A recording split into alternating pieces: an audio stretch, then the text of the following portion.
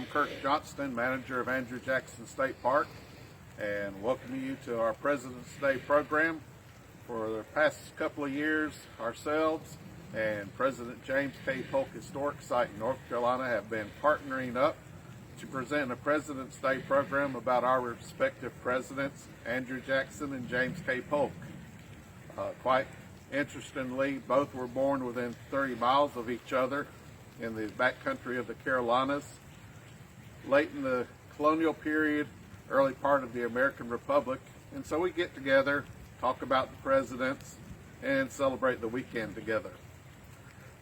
Today, we're at Lansford Canal State Park in South Carolina. You ask, why are we there? Well, the Lansford was an important transportation crossing during Andrew Jackson's childhood, a place he would known and been familiar with.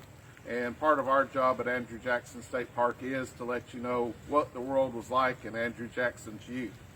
So this was one stop that he would have known and crossed in time, often going from one place to another. And we thought it'd be a good place to show, give you a little bit of different perspective of the president's childhood. The other thing that we were interested in doing was both Jackson and Polk were pioneers in expanding the American frontier. Well, another icon of that time and the American frontier is the log cabin. And Lansford Canal has a super one to observe. And what we're going to do today is tell you a little bit more details about log cabins. You can also see those at President James K. Polk Historic Site. And to do that part of the presentation, the park interpreter at Andrew Jackson State Park, Laura Ledford. Laura, come on.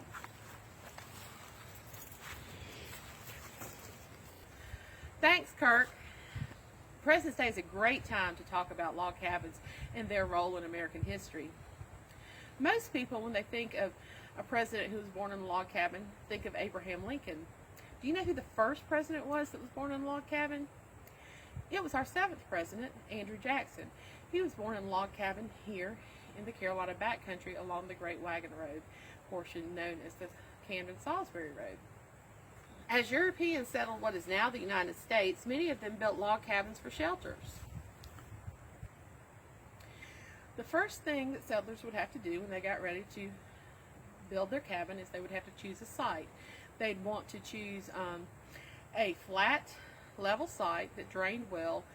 They'd want to think about how weather would affect it. They'd want to think about the proximity of the site to the resources they would need, such as timber to build the cabin and water to sustain themselves.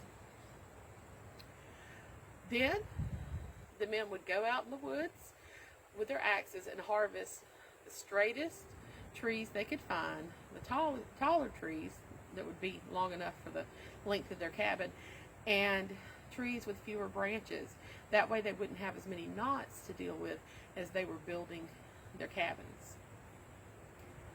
After the trees were gathered and brought to the site where they were going to be used to construct the cabin, they would try to strip them of much of the bark as they got ready to lay out what they called the sill logs or the foundation logs. The logs that you stacked and added to the sill logs were known as the Spandrel Logs. The bottom sill logs of the cabin would often be positioned on a rock or group of rocks called stilts or piers.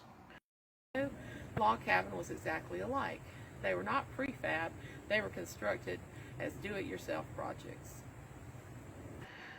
Logs would be harvested and prepared in proper lengths to construct the cabin.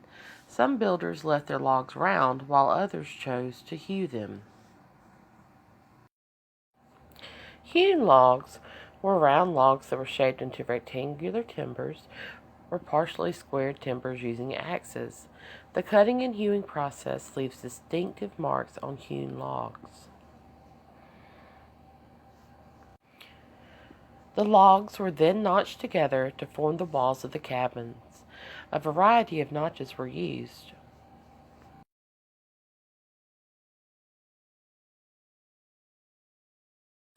These are notched differently from the cabin at Lansford. In fact, some of them are even notched differently from the other parts of the cabin. The logs would have spaces in between them that needed to be sealed to insulate the cabin and strengthen its structure. In the space between the logs, settlers would stuff chinking. Chinking is made of sticks and small pieces of wood. They would then cover the chinking with daub, which is a mixture of mud, clay, lime, animal hair, and straw. The mixture varied based on the locality of the cabin.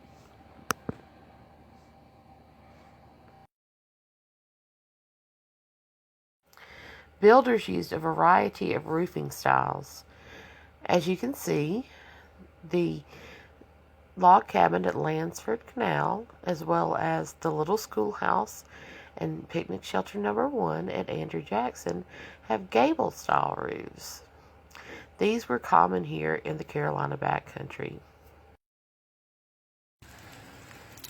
Here is an original log cabin smokehouse that has been relocated to Andrew Jackson State Park.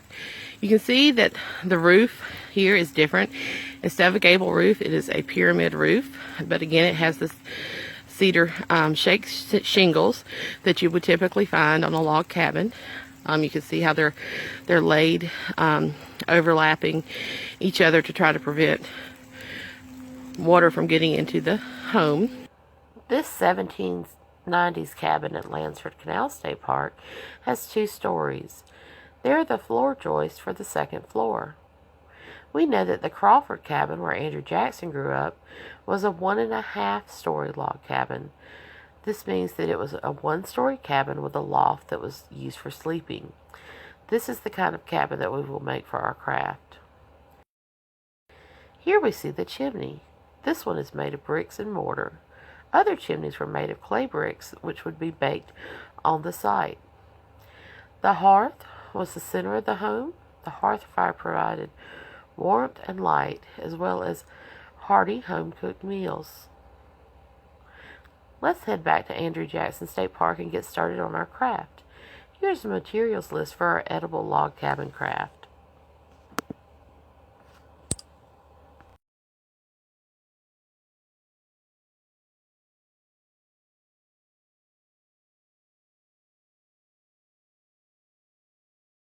Hello, I'm back at the museum at Andrew Jackson State Park, and we're going to start on our edible log cabin craft. So, have you got your supplies together? Let's go ahead and start building a log cabin. First, as we spoke about before, you're going to have a cleared, flat, well-draining surface to build your log cabin. The next thing you're going to do is you're going to have to build the base of your log cabin. We're going to start out with 4 pretzel rods. We're going to take 2 and use the butter knife to slightly scrape them and notch them out. So,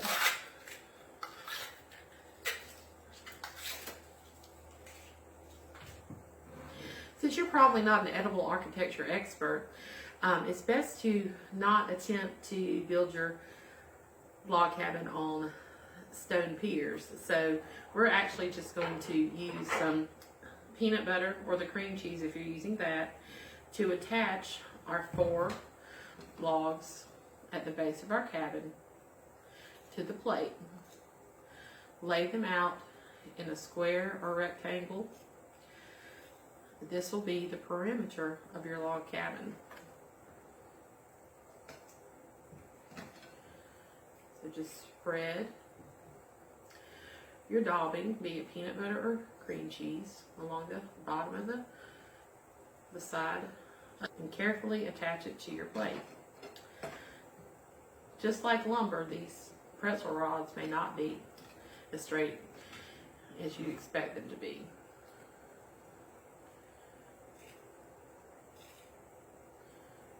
So, now that I have my 2 attached to the plate, I'm going to go ahead and lay my cross beams on top of my 2 base logs. Then I'm going to spread some more daubing along the edge of my pretzel rods that are my bases.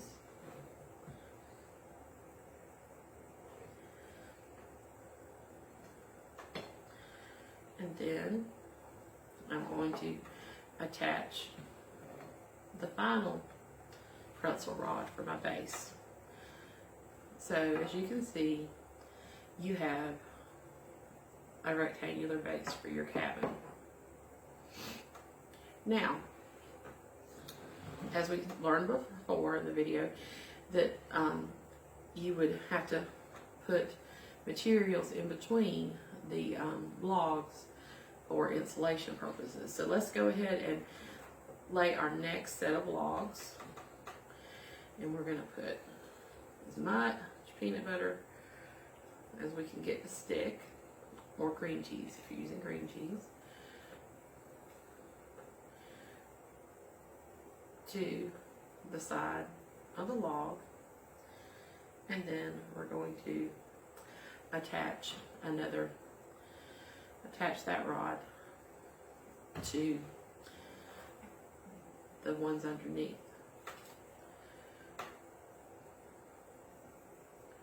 Do the same thing with the next rod. Then you're going to go back over and peanut butter or daub the top of these logs.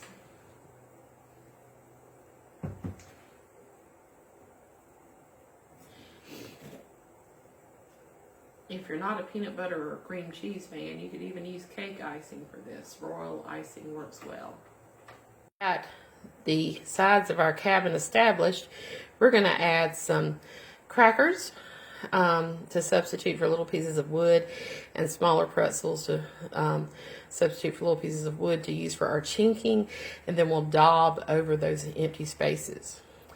Next step after that will be to put in the floor joist for the loft. Peanut butter is a little bit messy when you're trying to daub something. I'm sure that the clay daubing that was used in the past was much easier to work with. So here we have the floor joist of our cabin. If you notice, the joists are a little bit shorter than the exterior logs of the cabin, and we just laid them across the top frame of the cabin. Now we're going to lay the floor for the loft or the upstairs of the cabin. I made the floor for the log cabin loft out of peanut butter and graham crackers. But I did a better demonstration, I think, of how the floor joist went together with the cream cheese log cabin. So let's take a look at that. The residential log cabin is going to be daubed with cream cheese for those of you who may have nut allergies. I have carefully notched out the sill logs, which are the base logs, for the floor rafters for the first floor of the cabin. Just like I did before, since we're not edible architecture experts, we're going to secure our pretzel to our plate with our daubing.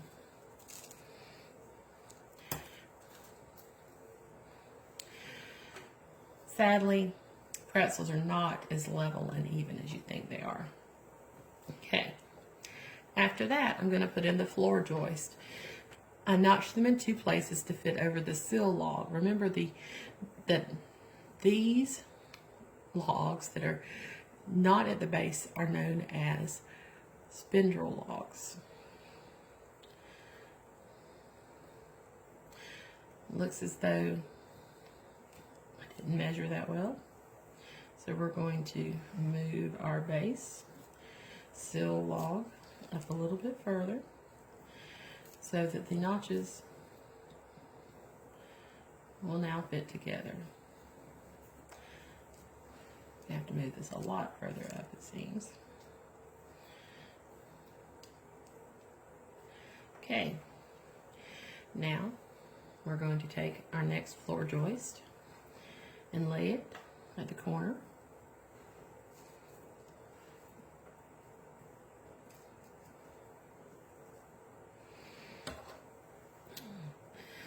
To make notches, I use knives and vegetable peelers.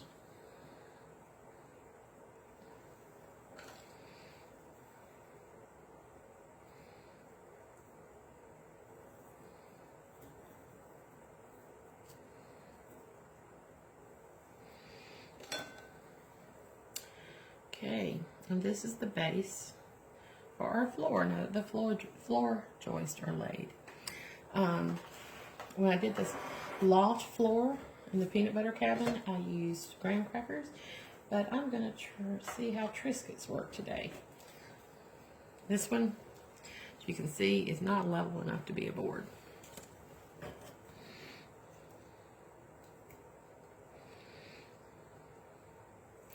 So I'm just going to daub and place.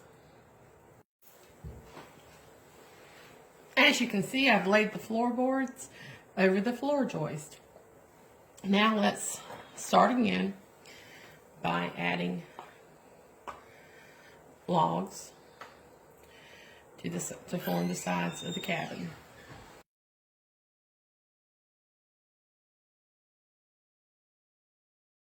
Now that I've cut my rafters at angles to each other, I'm going to add a little bit of peanut butter to the place where they connect and a lot of peanut butter to the bases.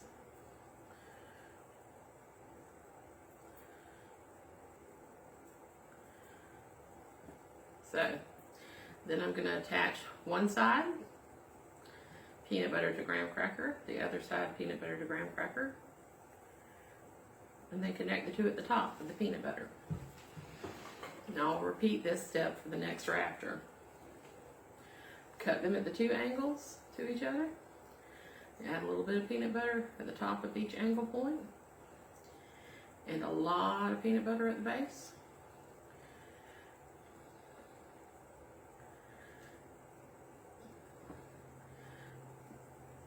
Attach one side to the graham cracker base. Attach the other side to the graham cracker base. Make sure your angles connect to each other and the bases connect to the graham cracker. Now we're ready to start shingling the roof. To shingle the roof, I've chosen to use wheat thins.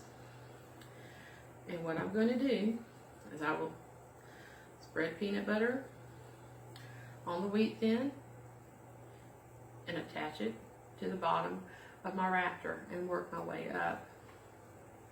I'll do one on this side so you can see it better. Peanut butter on the wheat thin, attach it to the base of the rafter. And I'll do that all the way around. First layer of shaped shingles across your rafters, you're going to begin to overlap them.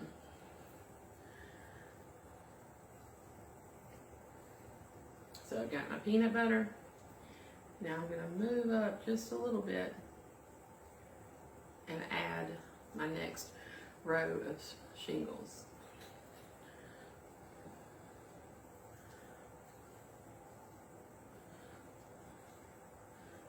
A little bit of peanut butter to keep attaching my shingles. As you can see, we have finished our shake shingles for our roof, and now we're going to work on a chimney. To make the chimney, I'm taking a graham cracker and smearing it with peanut butter all the way on one side, which will be your exterior of your wall, and just enough to cover the top that would stick out over the cabin on the other side. So I'm going to take these Reese's Pieces and these broken chocolate bar pieces and attach them to the peanut butter.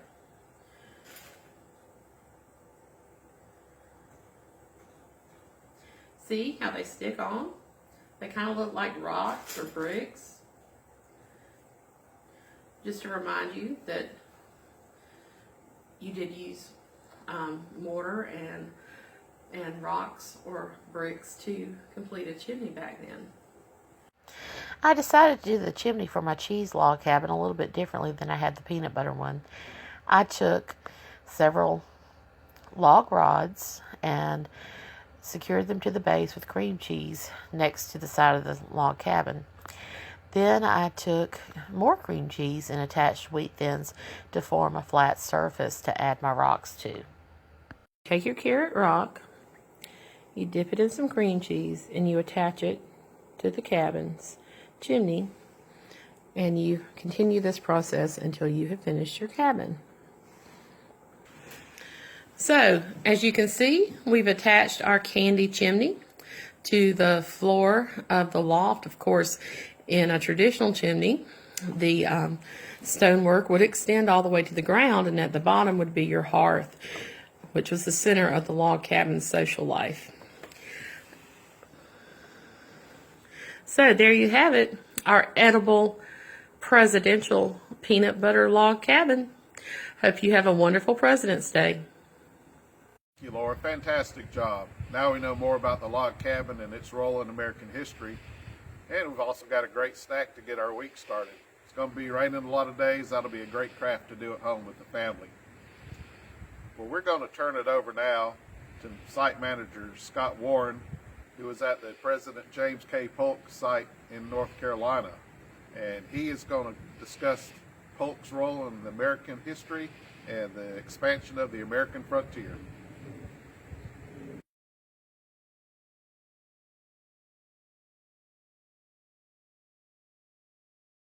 Thomas Spratt and his family are believed to be the first settlers to drive a wagon through the rough backcountry of North Carolina. Between the Yadkin and Catawba rivers, they cross an Indian trading path, and with them is Thomas and Ezekiel Polk. Ezekiel Polk, James's grandfather, marries Mary Winslow Wilson. During this time, Ezekiel was clerk of Tryon County. This county was abolished in 1779, and out of it came Lincoln and Rutherford counties. Samuel Polk, Ezekiel's oldest son, marries Jane Knox on December 25, 1794. Jane was the daughter of James Knox and Lydia Gillespie. James Knox was a fairly wealthy man after the Revolutionary War, through his hard work both as a blacksmith and a farmer. Jane's father dies in October 1794, 2 months before the planned wedding, leaving a large estate. Jane brings with her into the marriage a quite large wedding dowry, consisting of 2 enslaved women, Lucy and Violet, 1 feather bed and a set of complete furniture, 1 mare named Silver, 1 saddle and bridle, 2 cows and calves, and 1/3 of her parents' household and kitchen furnishings. On November the 2nd, 1795, the first of 5 children are born in Mecklenburg County to the young couple. On November 2nd, 1846, President Polk noted in his diary, "This is my birthday. According to the entry in my father's family Bible, I was born on the 2nd day of November, 1795, and my mother has told me that the event occurred as near as she could tell about 12 o'clock meridian of that day." This is the only known entry in Polk's diary concerning his birthday. Samuel Polk expands the farm from 150 acres that he received from his father in 1794 to 426 acres in 1806, the year they left North Carolina to move to Tennessee. Cotton and corn provided a healthy living, and by 1806, Samuel was paying tax on the 426 acres, 4 enslaved people, and a 40-saw cotton gin.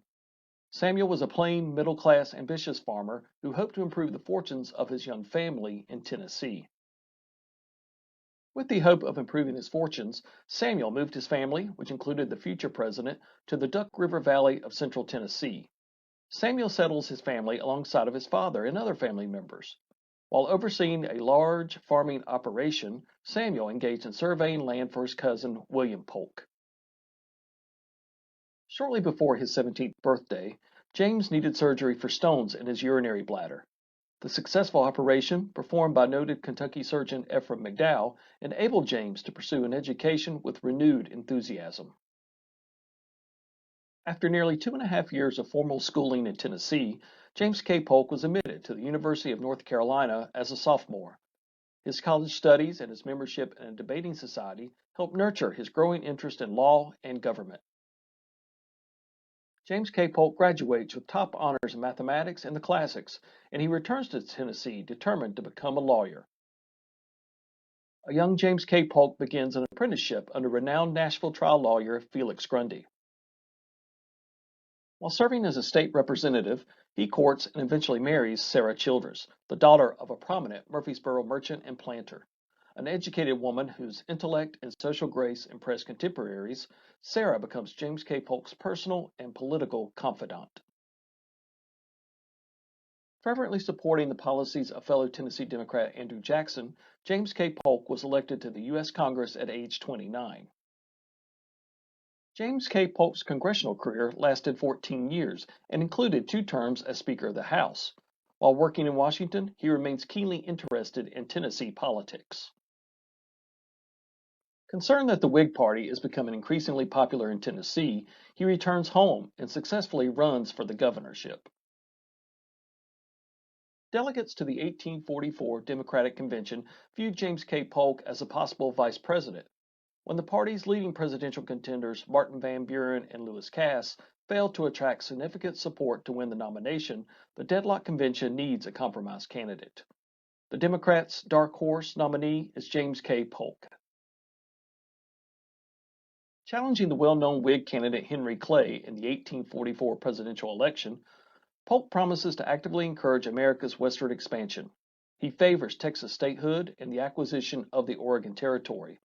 Although critics express concern that aggressive expansionism might lead to war with Great Britain or Mexico and might destroy the tenuous balance between free states and slave states, a majority of Americans accept Polk's vision of a continental nation. Although many people believe that Polk laid out 4 goals as president during his candidacy, scholars have recently debunked this long-held theory. However, he did accomplish 4 important tasks as president: the reestablishment of the independent treasury system, the reduction of tariffs, acquisition of some or all of the Oregon boundary dispute, and the purchase of California from Mexico. Days before James K. Polk is sworn in as the 11th president, Texas joins the Union as the 28th state, making it one of the last acts of John Tyler's presidency.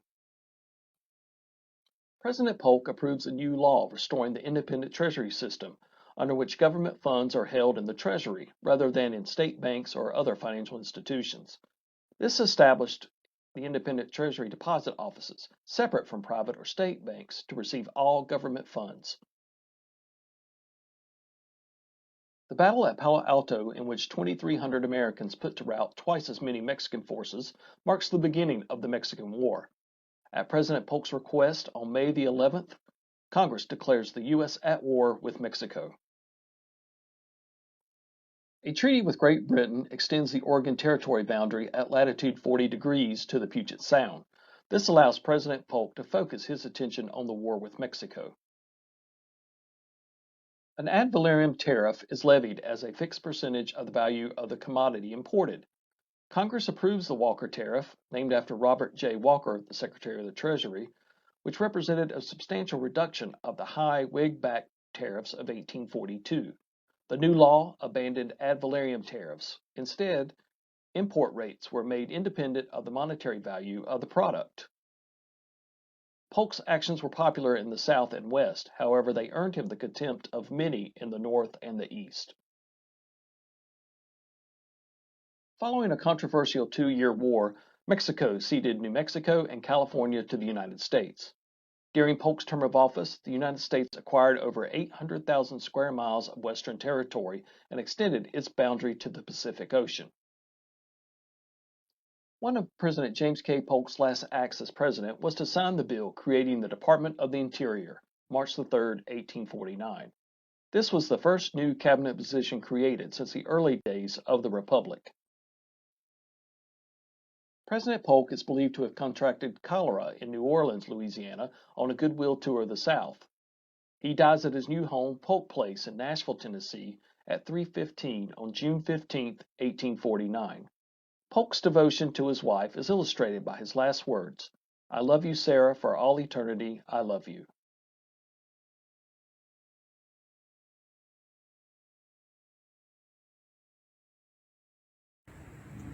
Well, that's going to put a wrap on our program for 2021. I'd like to thank Scott Warren, site manager at James K. Polk, for what he shared with us about President Polk this morning. Also, thank you to Laura Ledford, the park interpreter at Andrew Jackson State Park, and her discussion about log cabins. We do this program every year on President's Day weekend. We look forward to it as a chance to get together, swap ideas, and present our great presidents to the public. So look for us next year, and have a great President's Day. Goodbye.